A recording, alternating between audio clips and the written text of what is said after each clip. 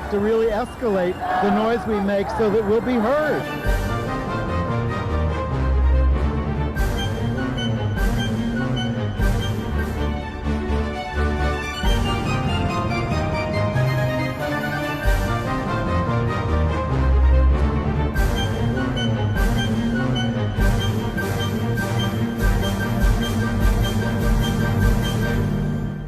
Welcome to Gay USA. I'm Andy Hum. I'm Ann Northrup. And just a note before we get started to our free speech viewers and for our monitors on the soup, free speech is in pledge mode until October 5th. So during those 3 weeks, Gay USA will air Fridays at 10, Saturdays at 11, Sundays at 1 p.m. Eastern Time, and we'll resume our regular schedule on October 6th. And since you mentioned the soup, let's talk about them for a second so they don't have to watch the whole show if they don't want to. They used a clip of ours again last week, and I have to reply because what they used was a clip of me reading a list of gay losers at the Emmys, which concluded with you saying to me something like, no closet cases, and I said, well, maybe Edie Falco. Not that I know for sure one way or the other. And Joel McHale went into this big condemnation of us for outing people. And I just want to say, Joel, you do a half hour every week of nothing but outing celebrities for their various secrets nonstop. You have some nerve condemning us for reporting on people's sexual orientation. And here on Gay USA, we don't call it outing, we call it reporting.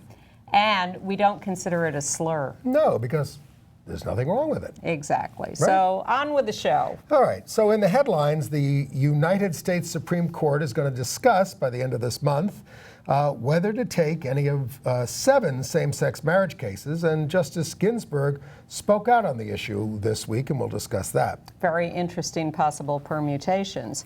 And in the U.S. Congress, gay Representative Jared Polis, I'm sorry, we've outed him, Joel, has filed a discharge petition on a new version of the Employment Non-Discrimination Act. We have lots of progress to report on in Florida. And several other places, too.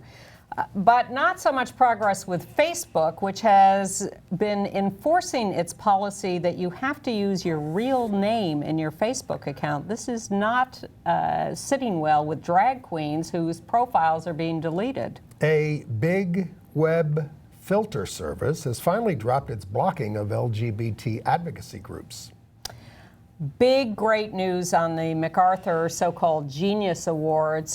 Several LGBT winners, including some friends of this show. We're really happy to announce those. You may know about the closet cases. Police are aided by Twitter users in apprehending suspects in a gay bashing in Philadelphia. It's quite a story. New technology. Yeah. And sad news from Serbia, where a German gay activist who was attending a conference there was brutally attacked, but protests from the German government helped and could help LGBT people in Serbia. The African nation of Chad has adopted its first anti-gay law, and it is a doozy. And speaking of a doozy, 2 straight men have married each other in New Zealand to win a contest. How can that be? Open to all. But let's start with the Supreme Court. Well, just as we taped last week, the news arose that the Supreme Court has scheduled for its September 29th conference a discussion of 7 same-sex marriage cases from 5 states, Indiana, Oklahoma, Utah, Virginia, and Wisconsin. So what they do is they discuss them. In private. They meet privately among themselves to discuss what cases they're going to take. They don't have to tell us what they did. Now, if they decide to take any of the cases at that conference, all you need is 4 justices saying we want to take one of the cases, and that puts it on the calendar. Or 2 of the cases, or all of the cases. Right. Then it goes on the calendar, and for oral arguments. Normally gets decided by the end of June, but they don't even have to do that. Right. So we may not know about this. It's a secretive process. Well, there are various things that could happen, and Justice Ginsberg weighed in on this in a speech in Minneapolis. She was asked about it, and she threw out some of the possibilities. Without discussing the merits of the case. Of course. But as she pointed out, and as we've pointed out to you, all these 7 cases that have been filed with the Supreme Court agree with each other. Every single one of these cases, the judges, the federal judges, the appeals courts, overturned marriage bans in those states. So technically, the Supreme Court may decide, well, there's no question for us here. These states all agree, the courts all agree, we don't have to step into this, because really we only decide a few cases of the many that are submitted to us, and this one may not rise to that level. But she said, she mentioned the Sixth Circuit, which is handling the Kentucky, Michigan, Ohio, and Tennessee cases, and she said if they disagree with the other circuits, there will be some urgency if the court allows the ban to stand there. And she said there is no rush if they uphold the overturning of the bans by the lower courts. Well, but Art Leonard, our pal, the legal scholar, gay legal scholar, said, what about the urgency of all those couples who have had their marriages on hold through these stays imposed by the Supreme Court in many cases? All these courts overturn the marriage bans, but through a mixture of orders from the Supreme Court and from the courts themselves that decided, none of those states are allowing same-sex marriage at this point because they are on hold. They are stayed pending Supreme Court decision. So when Ginsberg said no rush to decide if they all agree, yes, everybody went, whoa, what do you mean no rush to decide? But the tea leaf reading that is going on with that is, well, she didn't really mean that that they would just let this go on indefinitely.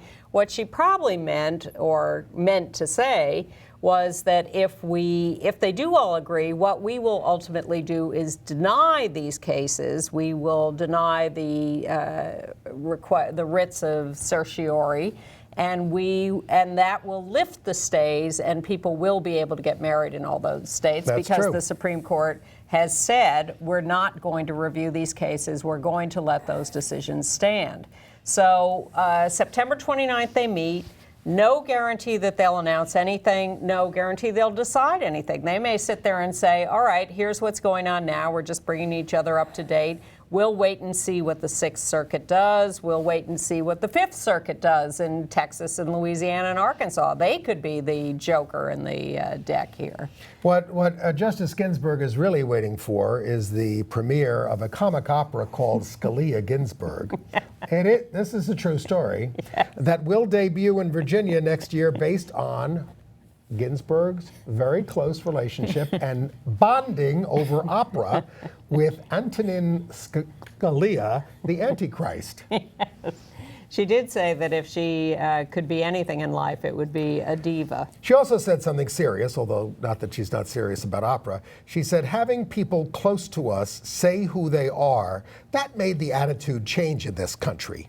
Yes. About gay stuff. Yes. Which is fairly obvious, but true. Yes. Now, meanwhile, as these cases are working their way through the courts of appeals and being stayed and asking the Supreme Court to decide, a couple of small developments. Indiana the appeals court said that Indiana must recognize, and Indiana has agreed that they will recognize, one marriage of a lesbian couple that happened in Illinois. This is in Whiting, these women live. Because one of the women is dying of ovarian cancer. So while the rest of same-sex marriages are on hold in Indiana and recognition of out-of-state marriages is on hold, this one couple will be recognized. That seems to be the entry-level drug for a lot of these states, which is people about to die and all that kind of stuff. And it's happening in Arizona, even too. in New York City, the first domestic partner thing that was ever recognized in New York City was hospital visitation and time off when your partner dies. That's the first, before we got any other rights. Well, a federal judge in Arizona has ordered the recognition of the marriage of two men who were married in California because one has died, and the widower, the surviving husband, wants the marriage recognized on the death certificate. He wants to be recognized as the surviving husband for various benefits and just for official recognition. And the judge who ordered that this marriage be recognized, I mean, they haven't even gotten to the point in Arizona of an appeals court legalizing, or any court legalizing same-sex marriage, but he has such cases in front of him, and his writing on this case signaled a very clear path to legalizing same-sex marriage in Arizona. Let's say his name, Judge John Sedgwick. And the Arizona Republic newspaper, which is the major paper there, editorialized in favor of same-sex marriage. The Seventh Circuit has stayed its rulings, suspended them essentially in Indiana and Wisconsin. In Puerto Rico, Lambda Legal Defense has filed for summary judgment to end the ban on same-sex marriage. In Wisconsin, judges are granting adoption rights to same-sex couples even though they can't get married there. Very well. Adoptions have been legal between same-sex couples all over the country, with a couple of exceptions, for many years, long before marriage seemed possible. But a sad story out of New York, where two lesbians were together. One of them gave birth to a child. Then they split, and the court is refusing the request for custody or visitation or recognition of the non-biological mother. They were married and they divorced, but the mother is not getting, the non-biological mother is not getting any parental rights, because the judge claims there's an anomaly in the law where same-sex couples, though equally married as heterosexual couples in New York, do not necessarily have the same right to be recognized as parents. Because when you have a heterosexual couple that's married and a child is born, the law automatically recognizes the husband as the father of the child, whether there is any biological connection or not. It's just the way the law has developed historically to sort of protect the parentage of the child. You assume that the married parents are the parents of the child. Even if the woman was having an affair. Exactly. But when you have a same-sex couple, you don't have the same possibility of assumption of the two members of the couple having biologically created the child. So the law, according to him, we will see how this develops, does not make the same automatic assumption of parentage, and therefore the non-biological mother, even though married to the biological mother, does not get the same automatic recognition. So do they anticipate an appeal in this case or a change in the law? Not clear yet. This is a new decision, and it's a really ugly divorce and ugly just when you stuff think in the you've got everything relationship. under control, it's not. On the Yeah, other well, hand, it's a little shocking. On the other hand, in California, Governor Jerry Brown signed a bill to let parents on birth certificates identify themselves as either mother, father, or just parent. They've updated the birth certificates. Okay. All right. Now, some domestic partner things. Okay. Now, I don't want to say this wrong. Usually people would say Marietta, but do they say Marietta for Georgia? Not that I know of. All right. City employees there. He'll correct us if we're wrong. City employees there in same-sex marriages are going to get the same retirement benefits as heterosexual employees.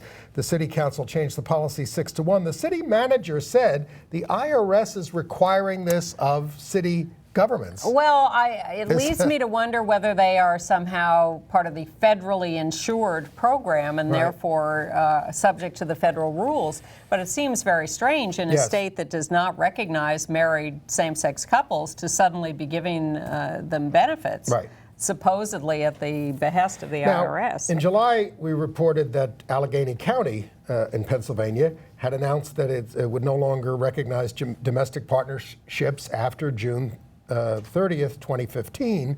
But Pittsburgh, the city of Pittsburgh, says they will not drop domestic partner benefits for their employees. That's as it has continued in New York, but not in other places. And then we get to some of these Florida stories. Boynton Beach, Florida, 4-1, adopted domestic partnerships for municipal employees. They also added gender identity and expression to their non-discrimination law. Hillsborough County, Florida, added sexual orientation and gender identity into their, past its first reading, and are now moving forward on domestic partner benefits. And Miami-Dade County has approved adding gender identity and expression to their non-discrimination policies. And Sarasota, Florida, unanimously moved to add gender identity and expression to the non-discrimination law. They added sexual orientation in 2000. It now has to go to its first and second readings, but this is a sign that I think they're going to do it. And then there's Ben and Jerry's. They sent an amicus brief to the Supreme Court supporting same-sex marriage, even though they are not in one. Maybe they'll move to New Zealand, and more on that later. Yes. Astoria, Oregon has adopted a non-discrimination policy for sexual orientation, gender identity, and expression for the city of Astoria and for contractors doing business with Astoria and grantees of the city. Something New York doesn't do because Mike Bloomberg vetoed it and went to court to stop it. You're telling me.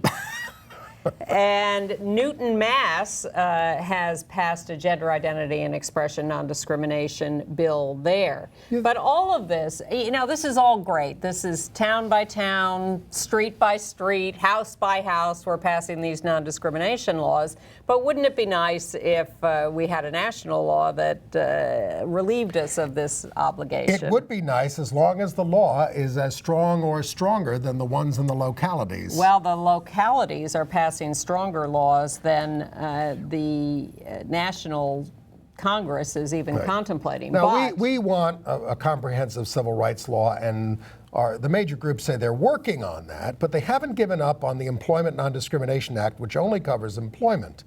But we told you about all the problems with that, including a horrible religious exemption. So Representative Jared Polis modified that to our... Out gay rep from Colorado. Yes, and he now wants to bring it up this year, if possible, through a discharge petition. Well, yes and no. The Employment Non-Discrimination Act, a heinous bill in its details with this overbroad religious exemption that will take us backwards and other rules about how many employees and everything, passed the United States Senate and went to the House. The House is Republican-controlled, does not want to bring it up, which is frankly stupid of John Boehner, because if he passed this bill, he would codify into law all the religious exemptions he wants. So he's crazy not to do it. Nonetheless, he doesn't want to go anywhere near us, so he's burying it. So the Democrats have various agenda items here. Nancy Pelosi has gotten Jared Polis to file this discharge petition with the promise that when it gets to committee, they would narrow the religious exemption. But A, that's going nowhere in the House. B, even if they passed it, because they got enough people to sign on to this, it would have to go back to the Senate as amended, and it's unlikely to pass the Senate. Well, right now they got 10 people on this petition, and you need 218. But to get it to the floor. The real reason they're doing this is because the midterm elections are 2 months away, or less, 6 weeks, whatever, first week of November. And they want a campaign issue to throw at the Republicans. Well, we always forced discharge petitions, and we got the votes on the discharge petitions on the New York City Gay Rights Bill because they would never let the bill out of committee. And that got people on the record on where they stood, although they would always say, I just don't want to bypass the committee process. So, but this, and we always got more votes on our discharge petitions every time. Yes. So it is a good tactic. Well, particularly as you saw on the front page story in the New York Times this week, now that the control of social issues has shifted from the Republicans to the Democrats, and the Democrats want to run on social issues, and this is a big one for them. And the Republicans don't want to talk about them as much. Exactly. So this is a way to embarrass the Republicans. So meanwhile, we at Queer Nation are continuing our campaign against the current version of the Employment Non-Discrimination Act and pushing for a comprehensive civil rights bill, which Chad Griffin at HRC is now promising they'll push next year, although I suspect they have some involvement with this continuing push for ENDA. It is a pretty queer nation. That's what I kind of gather from watching The Soup. And we want to thank HRC for adopting the Queer Nation color scheme in its graphics now of black and yellow, moving on from their blue and yellow former color scheme. You know, HRC also said they were applying to march in the St. Patrick's Day parade this past week. And we had to tell them, hey, this is our issue. I mean, we're fighting for an Irish LGBT group to march in the Irish St. Patrick's Day parade, whereas the gay group they're allowing to march is an NBC employee group. So we're telling HRC to back up, and they said that they would back up. Well, here's the deal. The St. Patrick's Day parade announces, we've made a change, and is surprised when that becomes worldwide news. And the deal is, NBC was threatening to back out of being the 90% funder of the St. Patrick's Day parade and the broadcaster of the parade. And so they reached a deal where they said, all right, the NBC gay employee group can march, mainly because they have a banner that just says out at NBC Universal. So the parade organizers... They've been outed also. Well, the parade organizers thought, no one will know they're gay because it doesn't say gay on their banner. Well, they will if they watch The Soup. They know what out means. But then all the Irish LGBT groups objected, and then NGLTF, the National Gay and Lesbian Task Force, put out a press release saying, we're so glad the parade's been opened up. Now we can apply to march. So we wrote a letter to them, to HRC, to GLAAD, to ESPA, everybody saying, excuse me, you don't understand. This is a narrow, limited Irish parade, and it's not appropriate for you to march. It's not a pride Even though parade. half of the military and all the police department and the fire department march. It's still very narrowly defined. So we wrote in this letter, and then what should happen this week, but HRC puts out a press release saying, we've applied to march. So we called them up and said, what the heck are you talking about? We sent you this letter. So they, much to our amazement, wrote back and said, you're right, we read your letter, your strategy is correct, we will support this. So we said, all right, where's the press release for that? And where is your letter to the parade committee saying we withdraw our application and we support the applications of the Irish LGBT groups? Now, so while we thought, as Jimmy Durante said, everybody wants to get into the act, the Catholic League wants to get out of the parade. They are not marching. Bill Donahue, you've seen him on TV, sort of looks like Archie Bunker. He'd probably take that as a compliment. He said, if you're going to let this gay group in, that's a cause, and I got a cause too. It's called pro-life, anti-abortion, and but they're not letting his group march, and he said, then all bets are, I'm leaving entirely. I got no problem with the gays, but you got to let the pro-life groups in. So the thing is, the Irish LGBT groups are being told, well, you can go on a waiting list because it's all full this year, but now Bill Donahue is gone with his group. They're not saying there's a space for you. Well, I would call you naive if you thought that equation was going to fly. Well, how else would we do this work? We invited, Bill Donahue complained last year that he couldn't get into the Pride Parade. We said, au contraire, Bill, come right in. We quoted Ann Northrup, be my guest. And he said, I don't want to go to the training for the marshals. I don't go to training. Sounds like a whiner. Yeah, exactly. All right. You may have heard of Symantec, Symantec. They're an online safe search thing that blocks things to avoid child porn from getting on your computer at a public space or something like that. Well, they're going to stop blocking mainstream LGBT advocacy groups, and they'd conflated these things in the past, unfortunately, and they said their decision is good business. Okay. I think we should launch into some of these bad violence stories. We told you about the murder of a prominent gay man in Minneapolis, Kelly Phillips. by his ex, Ty Hoffman. Kelly Phillips was an executive of Boston Scientific. And he was about to marry his new partner, Nathan Bailey. So there was a big search for the ex, Ty Hoffman, and we have a local news report because Ty Hoffman has been arrested. Under arrest, Lyle Ty Hoffman is in police custody after being on the run for a month. Someone recognized Hoffman while he was standing and looking at this Arby's drive-through menu at the Southbridge Shopping Center in Shakopee on Thursday. That alert witness tipped off police, and officers were eventually able to arrest Hoffman. This concerned citizen did everything we asked the public to do. They observed, they reported, kept our officers updated on the location of this individual.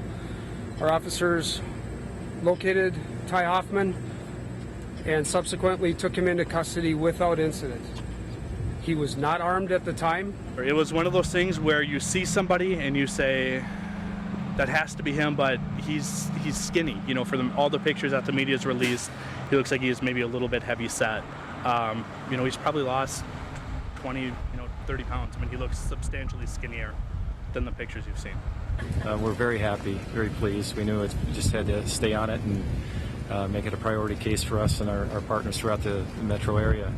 And it's a very great relief for a lot of people, family as well. Hoffman was wanted in connection with the killing of his former romantic and business partner, Kelly Phillips. The shooting happened here at an Arden Hills gas station back in August.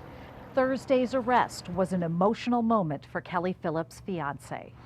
I thought I would feel a sense of relief, but it just stirs everything up again, and everything feels really raw and devastating again. I'm glad that I don't have to see pictures on the news anymore of the suspect. Well, it's a horrible story. As long as we're talking about gay on gay, in Detroit, partner violence turned deadly. A male couple, one threw an accelerant on the other in a domestic dispute, lit it, and burned them both to death. Terrible. Awful story. Yeah. But in terms of people reporting things, that really helped in Philadelphia. Yeah. There was a Center City gay bashing case. 12 people were identified as suspects in this via Twitter. 2 gay men were walking home.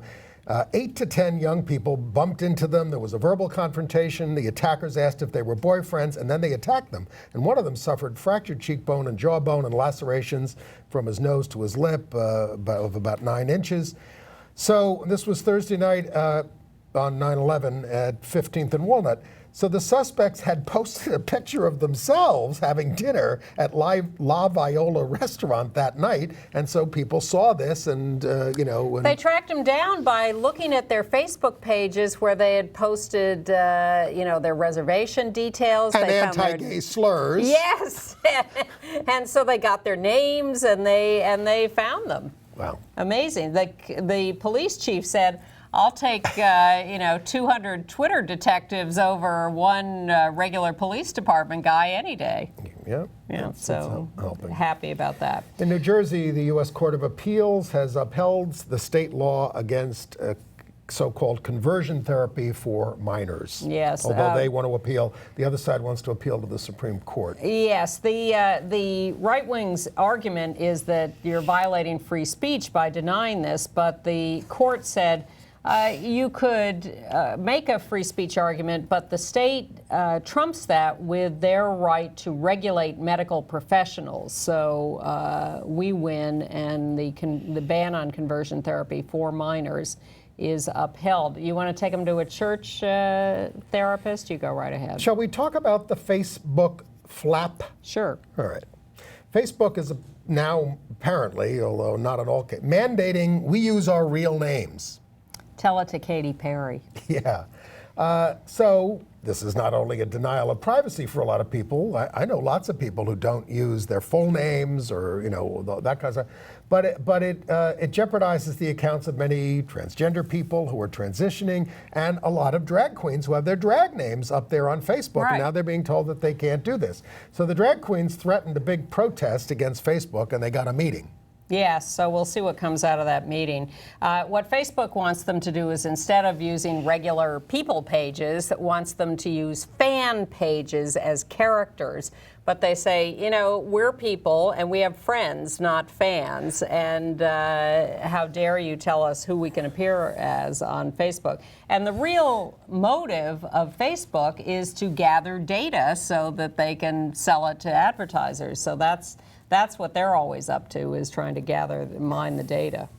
Nice story from Colorado Springs, Colorado, where a transgender teenager, 16 years old, Scarlett Len, has been elected homecoming princess, queen, something. Homecoming princess. At Sand Creek High School. Scarlett was born Andy and started IDing as a girl this year. The majority of the junior class voted for her as homecoming princess. There were 2 other girls nominated. One was supportive and one who was upset about this. Generally, the reaction is positive, with a few outliers. In Green Bay, Wisconsin, the local school district there has adopted a new rule that mandates training against anti-LGBT bullying. So that's a good thing. The Minnesota Vikings, you've heard a lot about the NFL lately, but not this story probably, has reinstated special teams coach Mike Prefer after a 2-game suspension. Prefer is the one who said to Chris Cluey, "We should round up all the gays, send them to an island, and nuke it until it glows," unquote. 2 games for that. Well, if it had happened today, it might have gotten more. Cyndi Lauper has opened something called the True Colors Residence on West 154th Street in Harlem. 30 studio apartments, an energy-efficient building for LGBT homeless youth 18 to 24, help with job applications. This will be permanent housing. It's studio apartments. So this is a terrific thing. Here in New York City, at our LGBT center, they've always had a SAGE room for older people for 35 years now, and they've had to fight to maintain this space of their own. There is a SAGE center, there's SAGE Social Services, you can go get meals up there and all that kind of stuff, but they want their own room at the center, and Jerry Hoos is their leader. He's a former member of the Gay Liberation Front from right after Stonewall, so he fought for it, and the two organizations, SAGE and the center, agreed to let them still control their own space. We are thrilled and moved this week by the announcement of the annual MacArthur Genius Grants. Well, we're not that moved. We didn't get them. No, go ahead. Then we'd be thrilled. I'm thrilled. Yes, I am thrilled too. For the winners, who are particularly Mary Bonauto, the longtime lawyer for the gay and lesbian advocates and defenders in Boston, who won the first civil unions case in Vermont, and then the first marriage case in 2003 in Massachusetts. Very instrumental in helping with the Edie Windsor DOMA case, has been just the most fundamentally important lawyer to our certainly coupledom civil rights for years. Yes. Terrific person, great lawyer, wonderful to have her recognized. And also Alison Bechtel, who did the Dykes to Watch Out For comic strip for many, many years, and of course wrote the graphic novel Fun Home that was made into a musical. It was at the Public Theater and is headed for Broadway. Terrific that they both won. And if you go on the MacArthur Grants website, you can see little 3-minute videos of each of them talking about their work and about how thrilled they are to win this grant. And the other gay one that we know about is Samuel Hunter, who is a playwright. He wrote the play The Whale, which is about a morbidly obese gay man. Good play. I think he won the Pulitzer for it, if I'm not mistaken. May have. Anyway. I was particularly impressed by something Mary Bonauto said in her video. We've had in the last year all these fights over taking credit for these marriage cases between the competing Olsen boys books team and videos and all that stuff. And what Mary Bonauto said was, so many people have worked for so many years to achieve our civil rights, and everything everyone has done has mattered enormously. Yes. And that's so true. I could name a lot of people, and as Red Buttons would say, never got a dinner. Well, they just got a MacArthur grant. They did. And there are the other folks sound like very worthy people as well. Yep. The transgender teen in Connecticut who's been so Yes. abused, the young woman who was in an abusive home and then was incarcerated because social services didn't know what else to do with her, so they put her in She prison broke out. for about 3 minutes. Just 3 minutes. Yeah, they found her again and That's they terrible. put her back in. Poor thing. This isn't directly gay, but related to our stuff in some ways. I'm a little disturbed that the Air Force is forcing an atheist airman to swear to God in his oath when he's in the service. This is in Nevada. He's told you either swear and say the oath or you are out of the military. I can't believe this, but they did change the policy in 2013 to align itself with congressional law that was already in place, which requires this oath. Now, Unbelievable. Here's a twist. The new nominee for the Department of Defense Counsel in the Air Force General Counsel is Gordon O. Tanner, an out gay man. I don't know He's if that's- been confirmed by the Senate. Okay.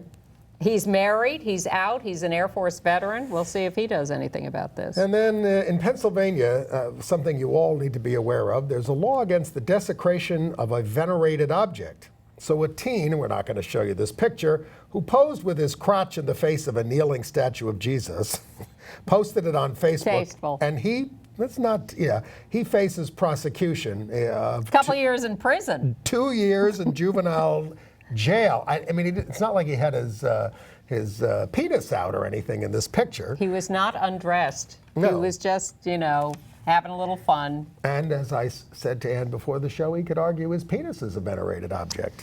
And in Portland, Tennessee, someone has erected a billboard with a quote from Leviticus that, the old "you cannot lie with a man as with a woman."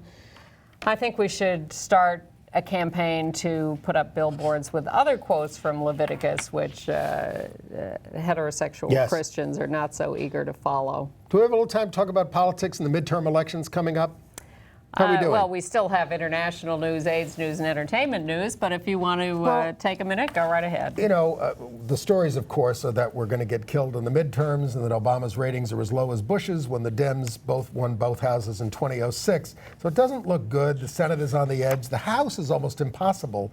Aren't we coming back on this stuff? Well, I used to always blame redistricting and how the Republicans were very good at getting control in 2010 and making the districts.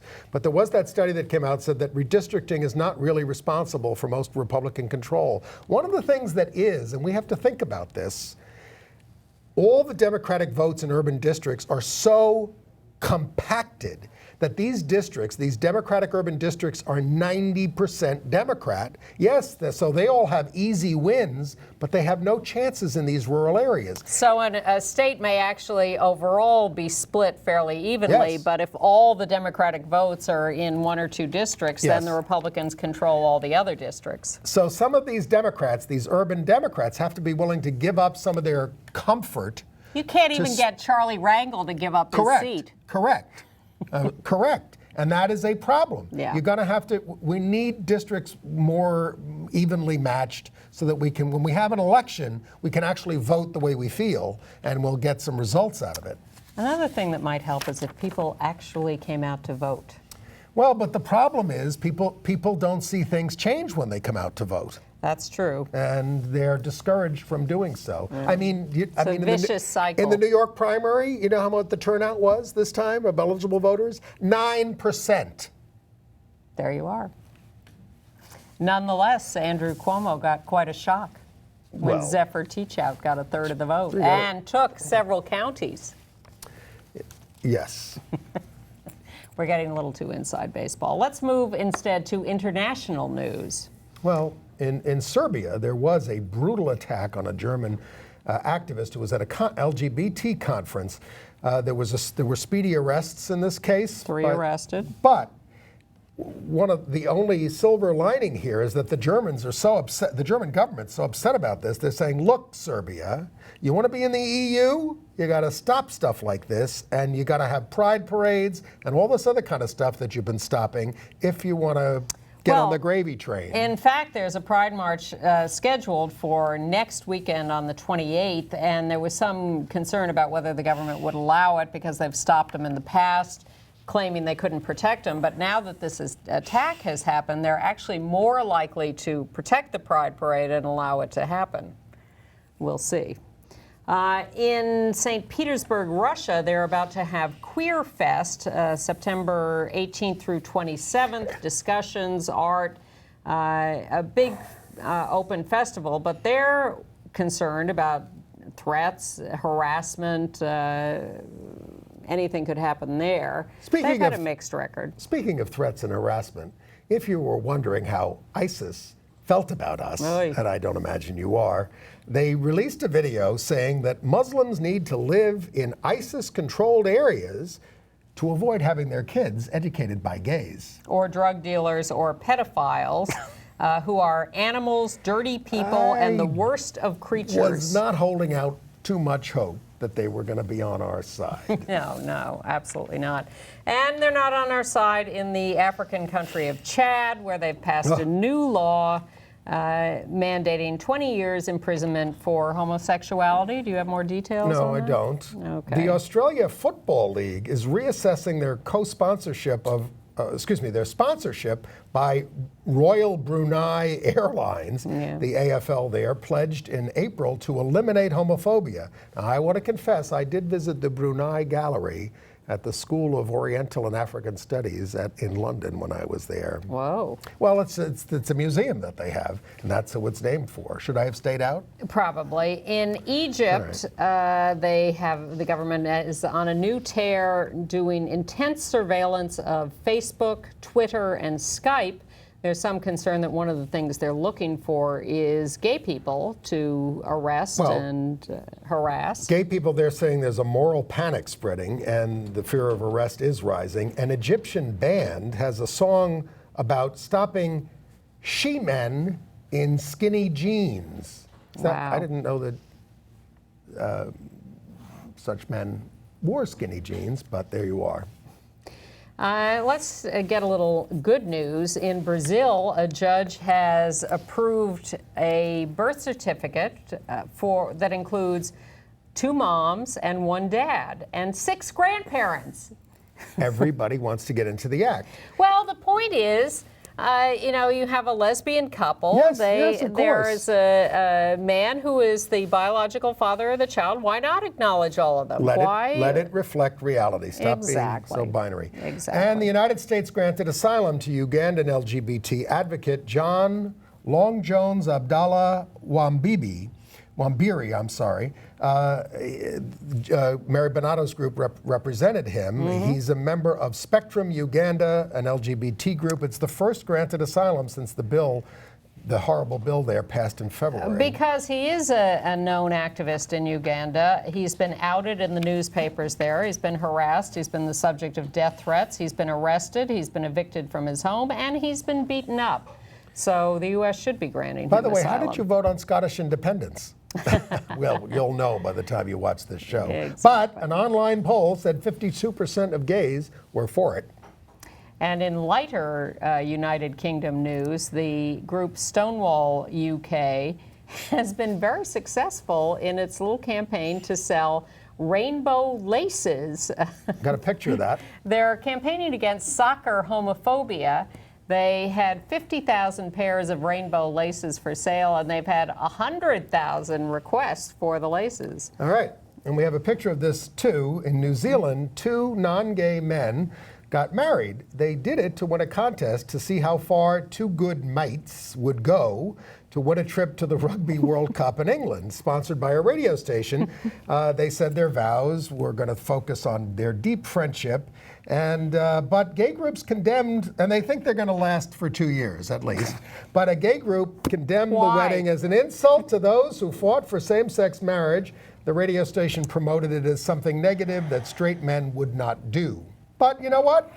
Once you pass the law, anybody can do it. Exactly. People can do it for benefits. I'm going to call it a good thing that they were, relaxed enough to go ahead and do that. God knows straight couples get married for all sorts of reasons. They say I don't know where I got this from. 7% of straight couples got married for benefits. Well, some of them marry to let someone come into the country, and they get paid for it. Be careful about that, though. They'll investigate you, and they're very tough. And here's a story I really like this year. In Israel, 43 reservists who were part of a very,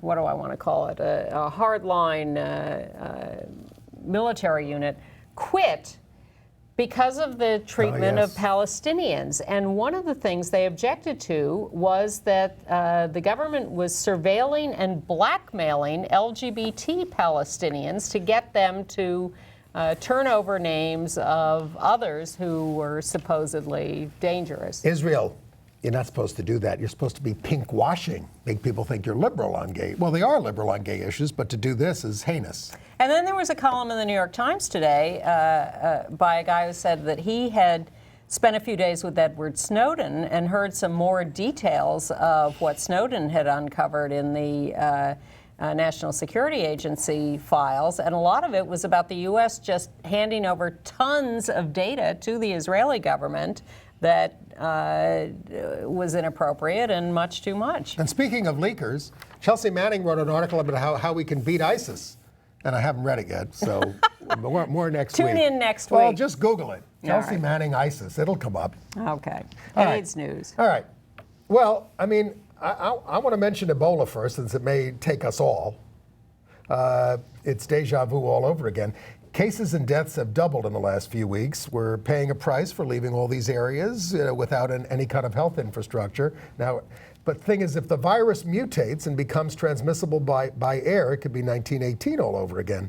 And experimental drugs are being fast-tracked as never before, which is something that I think we can thank ACT UP for helping fast-track drugs, then make them look at that system. I mean, when I say fast-track now, they're talking about weeks, not years. But in the old days, it was decades. But one of the parallels with the AIDS epidemic is the problem of stigma driving people underground, because in the African countries that are affected, people do not want to reveal that their family members have Ebola because they think that's going to get them in all sorts of trouble with other people and the government.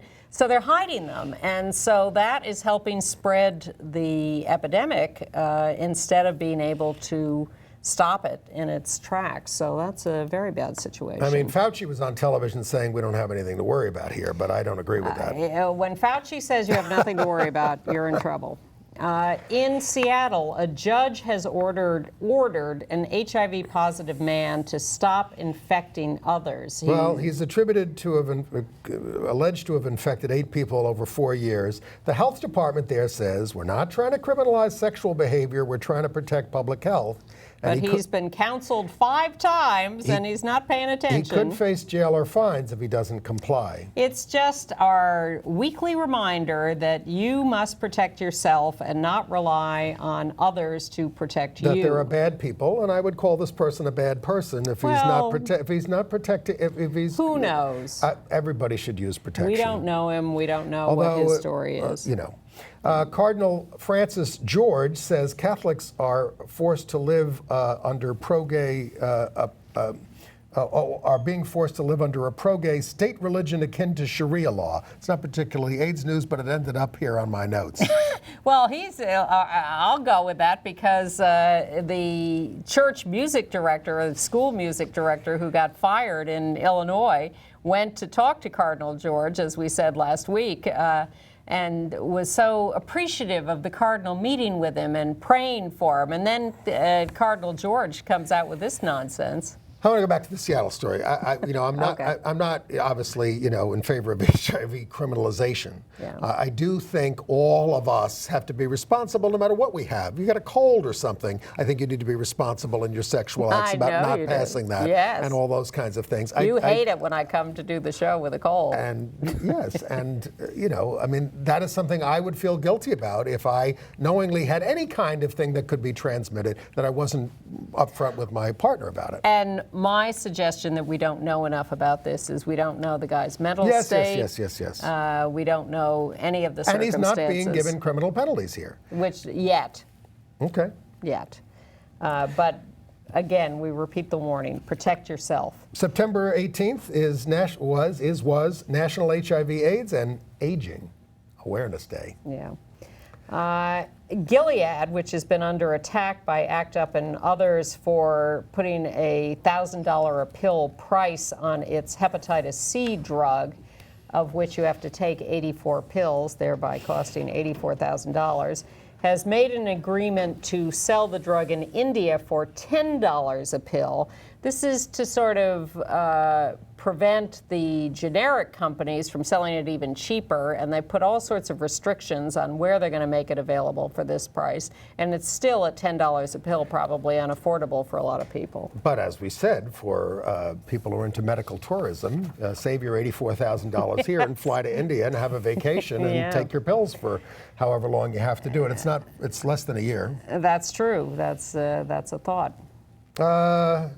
There was this, you're going to hear about this. I wasn't going to mention this, but there was this We're going to hear about it right now? Well, this controversial men who have sex with men study out of Ontario that said of 693 new HIV infections, 51% had anal sex with a condom, 33% anal sex without a condom, 16% oral sex, suggesting condom failure. But Peter Staley says to us, that is self-reported condom use. Yeah. He says equating exaggerated condom use with condom failure is wrong, but I'm sure that this study will be misused against us. Yes. So watch out for it. Yes.